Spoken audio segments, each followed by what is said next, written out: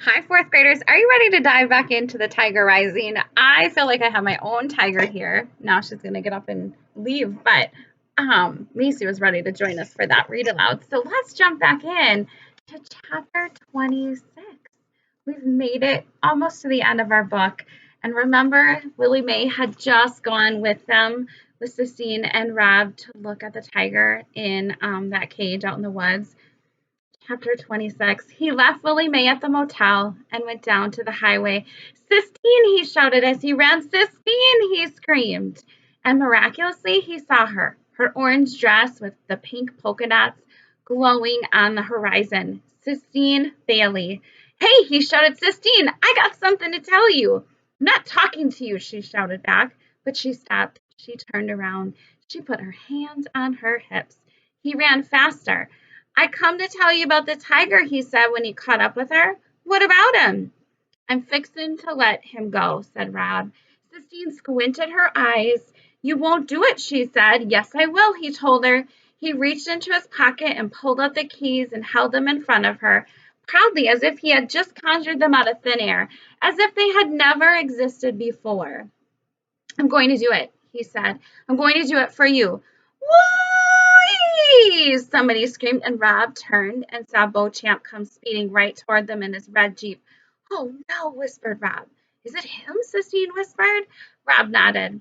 Beauchamp pulled over to the side of the road, spraying mud and water everywhere. You don't get your exercise, he hollered. Rob shrugged. Speak up, roared Beauchamp. He got out of the Jeep and came toward them. Rob quickly pocketed the keys. His heart thumped loudly, as if it was cautioning him to keep quiet, and then it went back to beating normally. Well, looky here, said Beauchamp when he saw Sistine. You out chasing girls, is that it? Man after my own heart, this your girlfriend? Beauchamp pounded Rob on the back. No, sir, said Rob. He looked at Sistine. She was staring so hard at Beauchamp that Rob was afraid the man might burst into flames. I got more goods for you, Beauchamp said. I left him back at the motel with Ida Bell. Yes, sir, said Rob. What's your name, little thing? Beauchamp said, turning to Sistine. Rob's heart gave another warning thump. Lord only knew what Sistine would say to Beauchamp.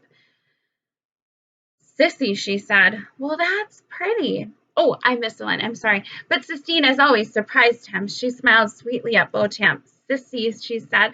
Well, that's pretty, said Beauchamp. That's the kind of name worth running down the road after. He leaned over to Rob. Remember what we got going on? You keep your manly secrets, ain't you? Yes, sir, said Rob. Beauchamp winked. His toothpick wiggled. I got me some business in town, he said. He squeezed Rob's shoulder hard and then took his hand away. You and your girlfriend stay out of trouble now, you hear? Yes, sir, said Rob. Beauchamp swaggered back to the Jeep, and Rob and Sistine stood together and watched him get in and roar down the highway. He's afraid, Sistine. He's afraid of the tiger. That's why he's making you feed him. Rob nodded. That was another truth he had known without knowing it, the same as he had known that Sistine's father was not coming back. He must, he realized, know somewhere deep inside him more things he had ever dreamed of. I'm sorry, he said. What I said about your daddy, I'm sorry. I don't want to talk about my father, said Sistine. Maybe he is coming to get you. He's not coming to get me, Sistine tossed her head. And I don't care. It doesn't matter. What matters is the tiger. Let's go. Let's go set him free. Oh, and that's the end of our chapter. Do you think they're going to actually set him free in chapter 27? And what is going to happen if they do set him free? Oh, I can't wait to find out. Can't wait to read with you later.